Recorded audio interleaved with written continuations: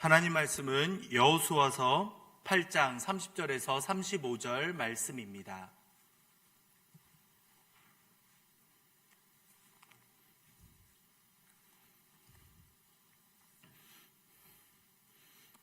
여호수아 8장 30절에서 35절 말씀입니다.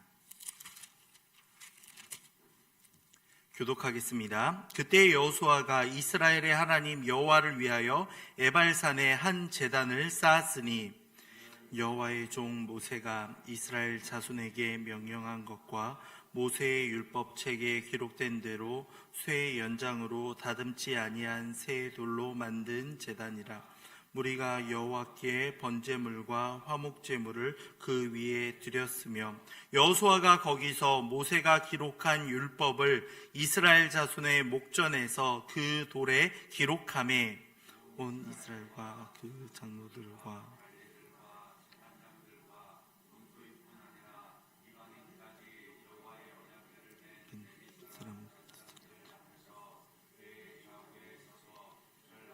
그리심산에 절반은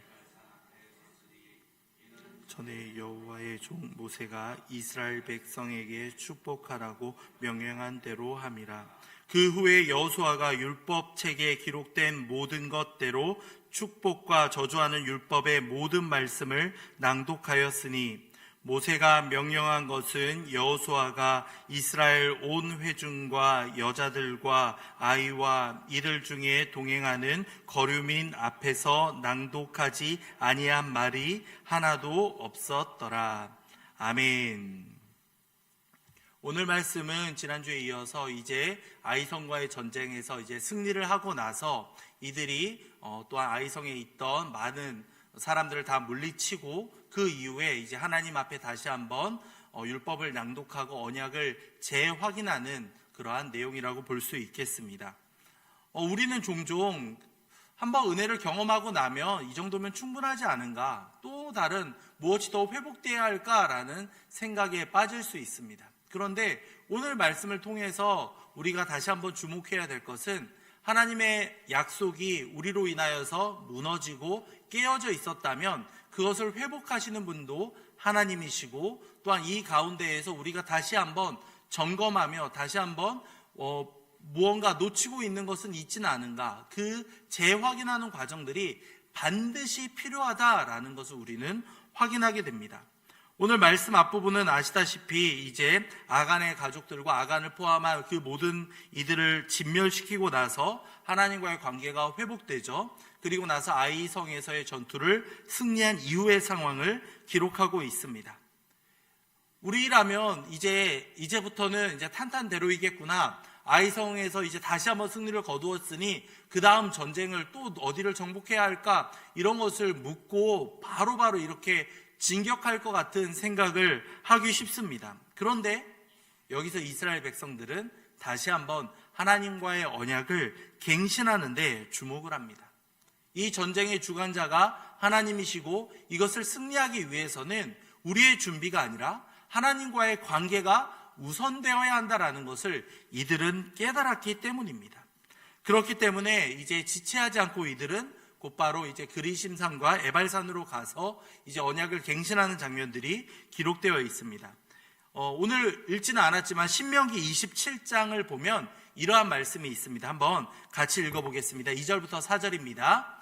너희가 요단을 건너 내 하나님 여호와께서 내게 주시는 땅에 들어가는 날에 큰 돌들을 세우고 석회를 바르라. 요단을 건넌 후에 이 율법의 모든 말씀을 그 위에 기록하라. 그리하면 내 하나님 여호와께서 내게 주시는 땅 곧 젖과 꿀이 흐르는 땅에 내가 들어가기를 내 조상들의 하나님 여호와께서 내게 말씀하신 대로 하리라. 너희가 요단을 건너거든 내가 오늘 너희에게 명령하는 이 돌들을 에발산에 세우고 그 위에 석회를 바를 것이며. 아멘. 여호수아가 생각을 했던 겁니다. 혹시라도 우리가 놓치고 있었던 것이 있지는 않은가, 모세의 명령했던 것 가운데 우리가 정말 긴급한데 놓치고 있었던 것이 있지는 않은가, 그 사실을 이 아이성의 전투를 통해서 깨닫게 되었던 겁니다. 하나님과의 언약을 재확인해야 되는구나, 율법을 다시 한번 새겨야 되는구나 라는 것을 깨달았던 겁니다. 모세는 분명히 요단강을 건너고 나면 바로 이 율법을 기록하라 라고 이렇게 명령을 했었는데, 이들이 이 사실을 놓치고 있었던 것을, 이것을 깨달았던 것이겠죠. 그리하여서 이제 이스라엘 백성들은 에발산과 그리심산으로 향하여 가서 이 모든 일을 이제 행하는 장면이 이제 오늘 말씀에 기록되어 있습니다. 오늘 말씀을 보시면 먼저 31절을 볼까요? 31절을 보겠습니다. 함께 읽겠습니다. 31절입니다.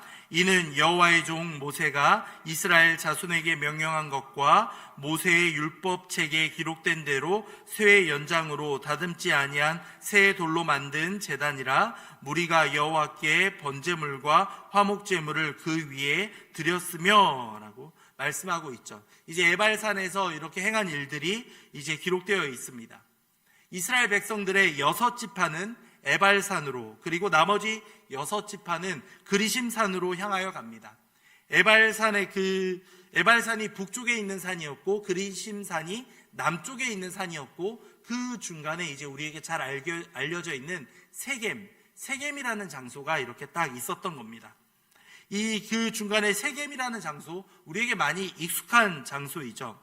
세겜은 어떠한 곳입니까? 아브라함이 가나안에 입성한 이후에 처음으로 제단을 쌓았던 곳이 바로 이 세겜이었습니다. 그리고 야곱이 이곳의 땅을 사기도 했고요.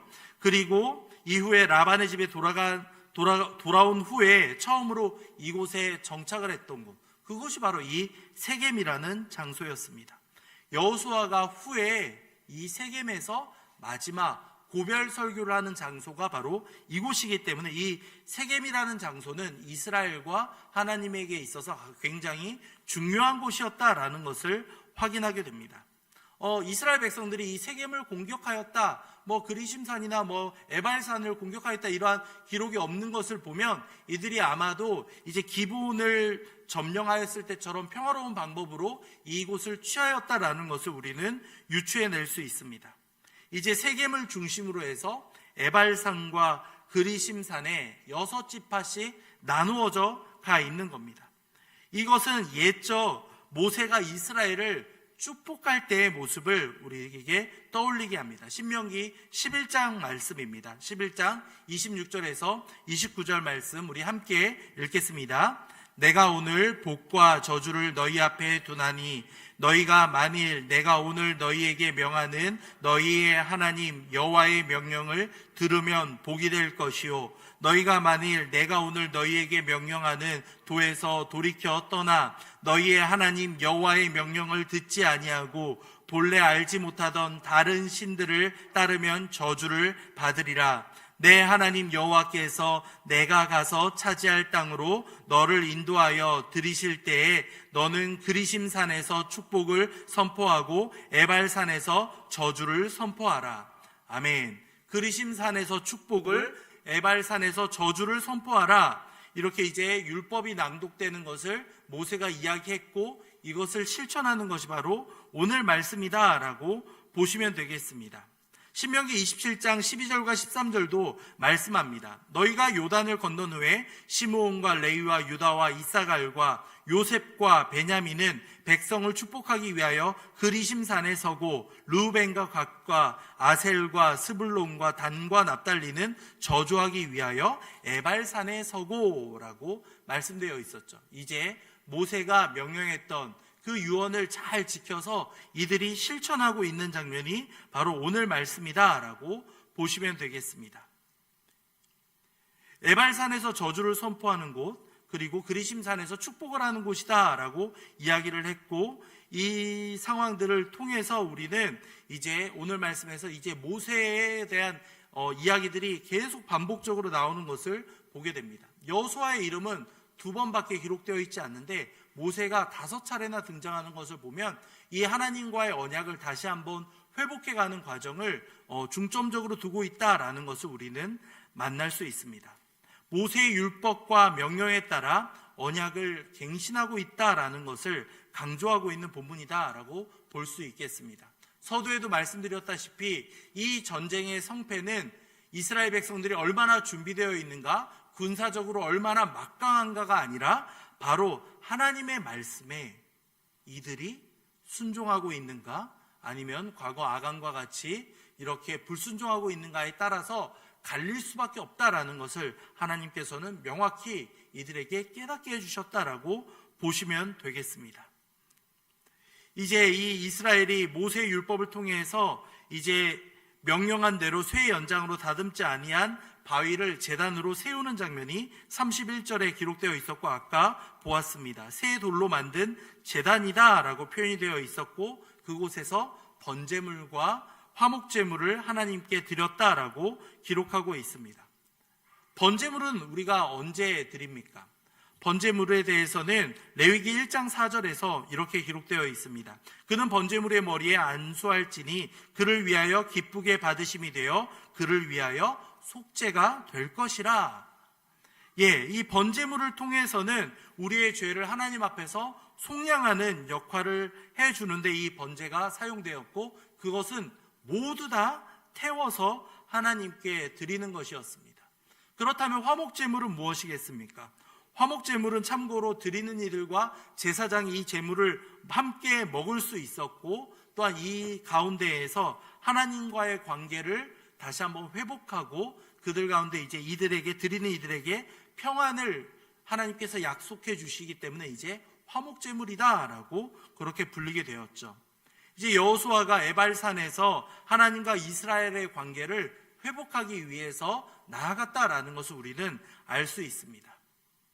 이스라엘의 이제 두 가지 예물을 드림을 통해서 우리는 몇 가지를 알게 되는데요. 하나님께 드리는 것은 하나님의 주권을 인정한다라는 의미가 담겨 있는 겁니다.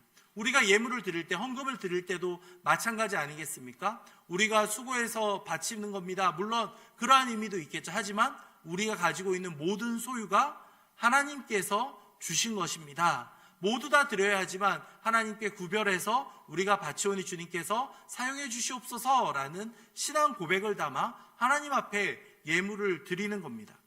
마찬가지로 이들 역시도 하나님께 번제와 화목제물을 드리면서 이 모든 것, 우리가 전쟁에서 승리하는 것뿐만 아니라 우리가 이곳에 있으며 앞으로 나아가는 것, 멈추는 것, 그 모든 과정들이 하나님께 속해 있습니다. 하나님의 주권이 우리에게 임하고 있습니다라는 것을 인정하는 신앙 고백이었다라고 보시면 되겠습니다. 나아가 이렇게 주님 앞에 제사를 드렸다라는 것이 오늘날로 따지면 무엇이겠습니까? 하나님 앞에 예배를 드리며 나아갔다라는 것을 말해주고 있습니다. 예배를 통해서 이들이 승리한 이후에 온 이들을 바라보며 나아가는 이들에게 하나님이 우리의 유일한 신입니다. 하나님께 우리는 속해 있습니다라는 분명한 정체성을 이들을 통해서 알리는 역할을 했다라고 보시면 되겠습니다. 제물을 드리고 난 다음에 여호수아는 하나님의 율법을 돌들에 새겼다라고 기록하고 있습니다. 32절을 볼까요? 32절입니다. 한 번 더 읽겠습니다. 여호수아가 거기서 모세가 기록한 율법을 이스라엘 자손의 목전에서 그 돌에 기록하매. 아멘. 율법을 다시 한번 이 돌에 기록하였다라고 말씀하고 있죠. 이 돌들을 통해서 여호수아는 하나님의 언약이 다시 한번 갱신되고 있습니다. 우리에게도 유효합니다라는 것을 명확히 보여주었던 겁니다. 자연스럽게 제단을 구성했던 돌들 가운데에서 이제 12개의 돌을 택하여서 지파별로 하나씩 택하여서 이 여러 가지 제단을 구성했었고, 그 가운데서 이제 또 몇 가지 돌들을 택해서 또한 10계명의 율법을 기록하는 과정들을 거쳤다라고 말씀하고 있죠. 그런데 여러분들 발견하셨을지 모르겠지만 33절을 보면요, 중요한 내용들이 담겨져 있습니다. 여기에는 이방인들이 포함되어 있었다라는 것을 우리는 발견하게 됩니다. 온 이스라엘과 그 장로들과 관리들과 재판장들과 뭐라고 합니까? 본토인뿐만 아니라 이방인까지 여호와의 언약궤를 맨 레위 사람 제사장들 앞에서라고 이렇게 쭉 기록되어 있죠. 이스라엘 백성들뿐만 아니라 이제 라합이 이들에게 함께한 이후에서부터는 이방인들까지도 이들에게 속해 있는 이방인들까지도 이들과 함께했다라고 말씀하고 있죠. 원래 율법에서는 그 이스라엘 중에 거하는 이방인들에게 룻과 같이 추수하는 밭에서 이삭을 주울 수 있는 그러한 역할을 또한 허락해 주었고요. 그리고 이스라엘 가운데에는 고아나 과부를 특별히 보호해야 한다라는 규정도 있었습니다. 이제 이스라엘이 그들이 출애굽 당시에서 이방인으로서 겪었던 어려움과 상황들을 알았기에 그들 역시도 가나안을 정복하고 나아갈 때 이방인들에게도 하나님의 사랑을 전하며 그들을 품어줄 수 있는 여지를 마련해 주었다라는 것을 발견하게 됩니다. 이방인들 역시도 놀랍게도 도피성의 혜택을 받을 수 있는 권한도 주어져 있었다라고 성경은 알려주고 있습니다. 참 놀라운 사랑 아니겠습니까? 예수님 이후에 이방인을 향한 사랑이 분명히 확실하게 퍼져간 것은 사실이지만 구약 시대에도 정복하던 당시에도 하나님을 인정하고 하나님께 나아가며 이스라엘에게 속하기 원하는 이들에게는 이와 같이 구원의 길이 열려 있었다라는 것을 우리는 분명히 알 수 있습니다. 여호수아서의 저자는 온 회중에게 모세의 율법책을 낭독했다라고 2번에 걸쳐서 언급하고 있습니다. 34절과 35절을 보시기 바랍니다.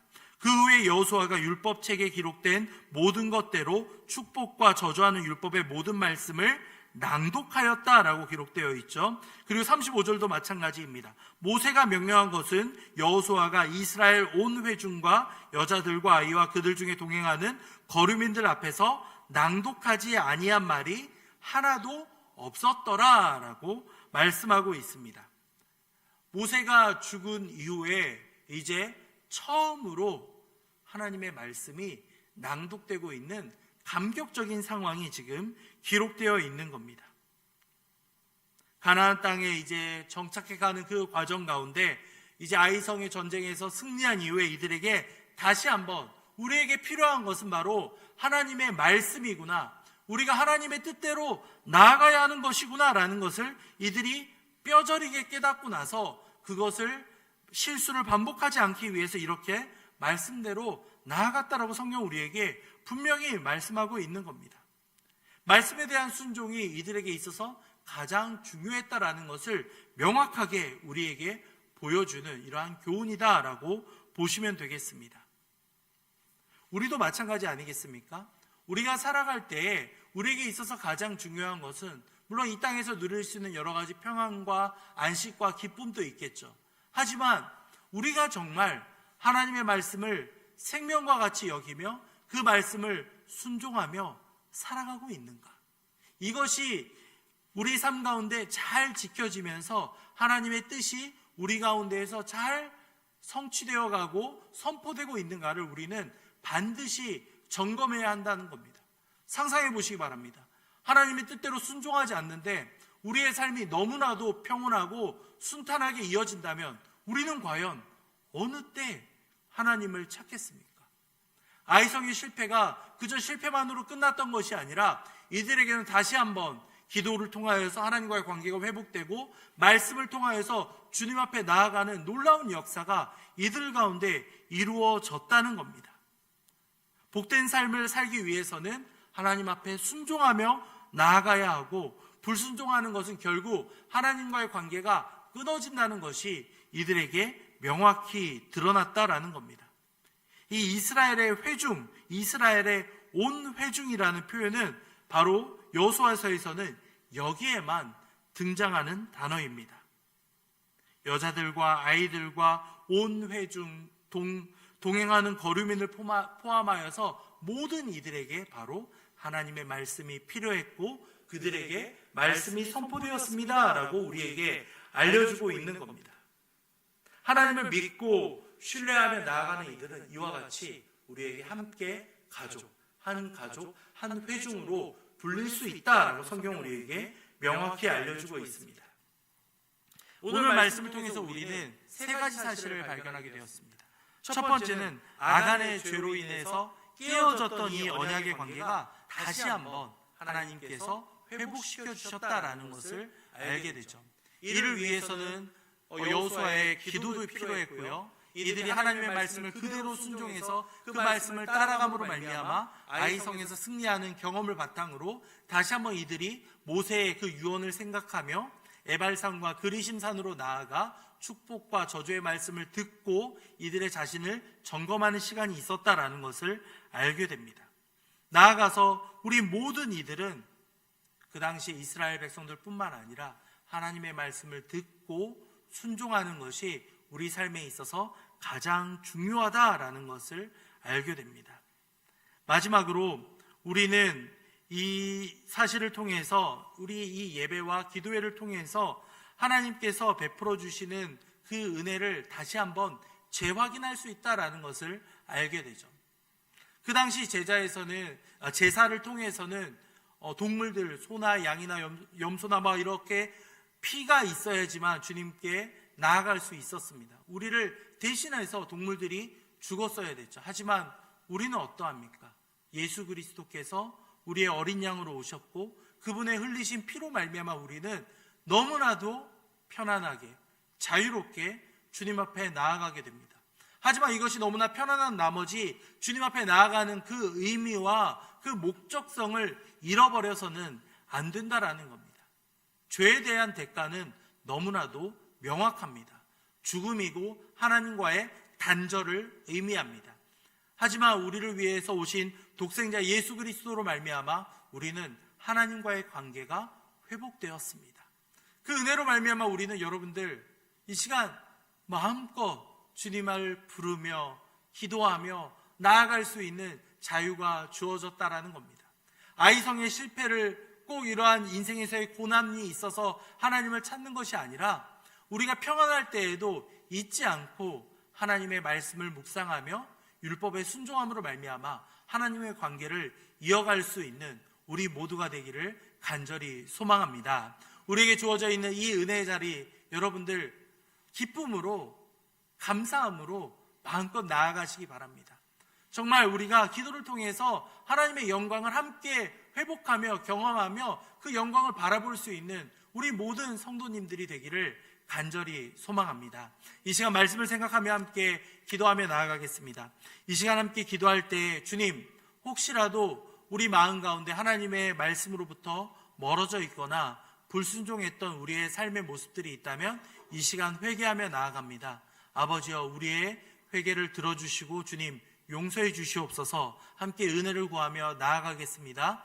이어서 혹시라도 우리가 놓치고 있는 하나님의 말씀이나 순종하지 않고 계속해서 버티고 있는 우리의 죄악된 모습들이 있다면 이 시간 하나님 앞에 주님 우리의 완악함을 용서해 주시옵소서. 이렇게 간구하며 나아가도록 하겠습니다. 마지막으로 기도할 때는 우리의 기도를 들어주시고 우리를 자녀 삼아주시고 우리를 용서해 주시는 하나님의 은혜에 감사하며 나아갑시다. 아버지여, 우리의 기도를 들어주시는 하나님 너무나도 감사합니다.